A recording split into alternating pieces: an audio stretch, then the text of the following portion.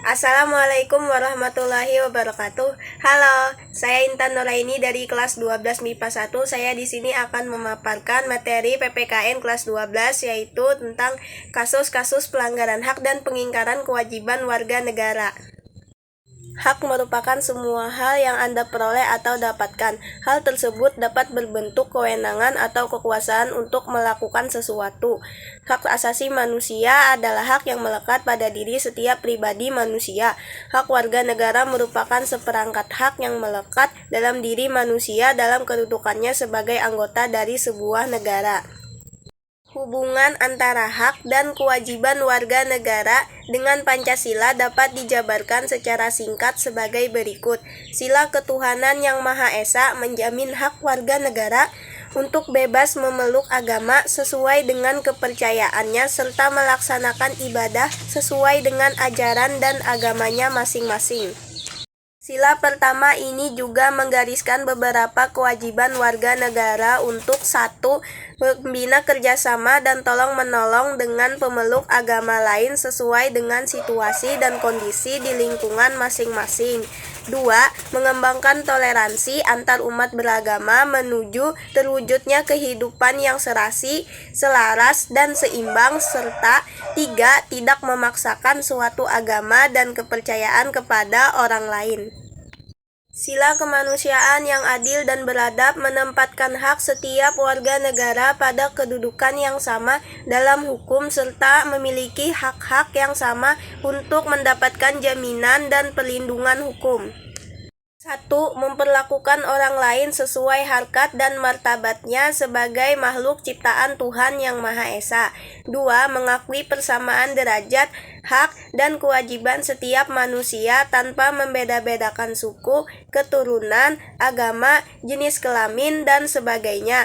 3. Mengembangkan sikap saling mencintai sesama manusia, tanggang rasa, dan tidak semena-mena kepada orang lain. Serta 4. Melakukan berbagai kegiatan kemanusiaan.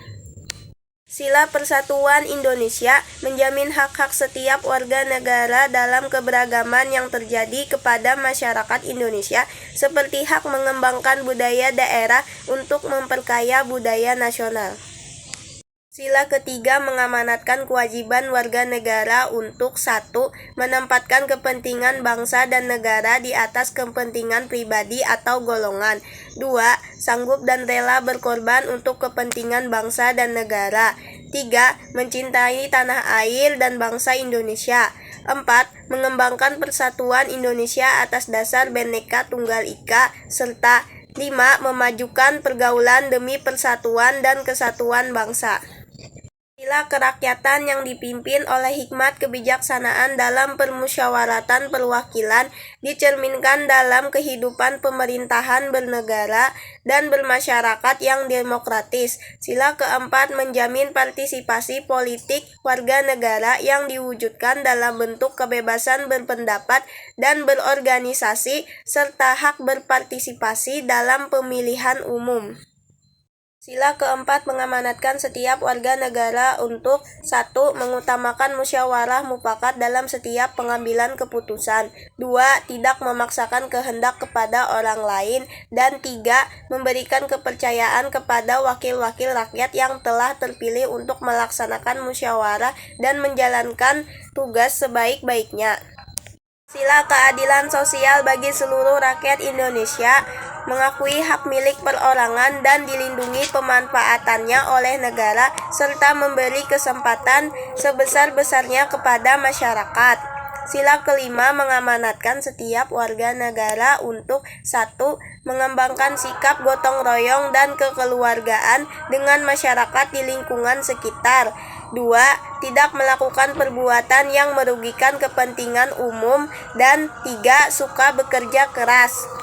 Pelanggaran hak dan pengingkaran kewajiban warga negara diantaranya disebabkan oleh faktor-faktor berikut: sikap egois atau terlalu mementingkan diri sendiri, rendahnya kesadaran berbangsa dan bernegara, sikap tidak toleran, penyalahgunaan kekuasaan, ketidaktegasan aparat penegak hukum, penyalahgunaan teknologi. Pelanggaran terhadap hak warga negara bisa kita lihat dari kondisi yang saat ini terjadi, misalnya sebagai berikut. Proses penegakan hukum masih belum optimal dilakukan. Saat ini, tingkat kemiskinan dan angka pengangguran di negara kita masih cukup tinggi. Makin merebaknya kasus pelanggaran hak asasi manusia seperti pembunuhan, pemerkosaan, kekerasan dalam rumah tangga, dan sebagainya. Masih terjadinya tindak kekerasan mengatasnamakan agama. Angka putus sekolah yang cukup tinggi, pelanggaran hak cipta, misalnya peredaran PCD atau DVD bajakan, perilaku plagiat dalam membuat sebuah karya, dan sebagainya. Pengingkaran kewajiban warga negara banyak sekali bentuknya, mulai dari sederhana sampai yang berat. Di antaranya adalah sebagai berikut: membuang sampah sembarangan, melanggar aturan berlalu lintas, misalnya tidak memakai helm, mengemudi tetapi tidak mempunyai surat izin mengemudi, tidak mematuhi rambu-rambu lalu lintas, berkendara tetapi tidak membawa surat tanda nomor kendaraan atau STNK, dan sebagainya. Merusak fasilitas negara, misalnya mencoret-coret bangunan milik umum, merusak jaringan telepon, tidak membayar pajak kepada negara, seperti pajak bumi dan bangunan, pajak kendaraan bermotor, retribusi parkir, dan sebagainya. Tidak berpartisipasi dalam usaha pertahanan dan keamanan negara, misalnya mangkir dari kegiatan Siskamling.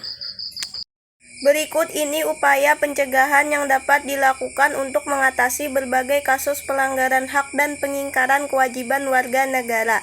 Supremasi hukum dan demokrasi harus ditegakkan. Mengoptimalkan peran lembaga-lembaga selain lembaga tinggi negara yang berwenang dalam penegakan hak dan kewajiban warga negara, seperti Komisi Pemberantas Korupsi atau KPK, Lembaga Ombudsman Republik Indonesia, Komisi Nasional Hak Asasi Manusia atau Komnas HAM, Komisi Perlindungan Anak Indonesia atau KPAI, dan Komisi Nasional Anti Kekerasan Terhadap Perempuan atau Komnas Perempuan. Meningkatkan kualitas pelayanan publik untuk mencegah terjadinya berbagai bentuk pelanggaran hak dan pengingkaran kewajiban warga negara oleh pemerintah. Meningkatkan pengawasan dari masyarakat dan lembaga-lembaga politik terhadap setiap upaya penegakan hak dan kewajiban warga negara. Meningkatkan penyebarluasan prinsip-prinsip kesadaran bernegara kepada masyarakat melalui lembaga pendidikan formal, sekolah atau perguruan tinggi maupun non-formal, kegiatan-kegiatan keagamaan dan kursus-kursus. Meningkatkan profesionalisme keamanan dan pertahanan negara, meningkatkan kerjasama yang harmonis antar kelompok atau golongan dalam masyarakat agar mampu saling memahami dan menghormati keyakinan dan pendapat masing-masing. Selain melakukan upaya pencegahan, pemerintah juga menangani berbagai kasus yang sudah terjadi. Tindakan penanganan dilakukan oleh lembaga-lembaga negara yang mempunyai fungsi utama untuk menegakkan hukum sebagai berikut. Kepolisian melakukan penanganan terhadap kasus-kasus yang berkaitan dengan pelanggaran terhadap hak warga negara untuk mendapatkan rasa aman, seperti penangkapan pelaku tindak pidana umum, pembunuhan, perampokan, penganiayaan, dan sebagainya, dan tindak pidana terorisme. Selain itu, kepolisian juga menangani kasus-kasus yang berkaitan dengan pelanggaran peraturan lalu lintas. Tentara Nasional Indonesia melakukan penanganan terhadap kasus-kasus yang berkaitan dengan gerakan separatisme, ancaman keamanan dari luar, dan sebagainya. Komisi Pemberantas Korupsi melakukan penanganan terhadap kasus-kasus korupsi dan penyalahgunaan keuangan negara. Lembaga peradilan melakukan perannya untuk menjatuhkan vonis atas kasus pelanggaran hak dan pengingkaran kewajiban warga negara. Sekian penjelasan dari saya, terima kasih, semoga bermanfaat. Wassalamualaikum warahmatullahi wabarakatuh.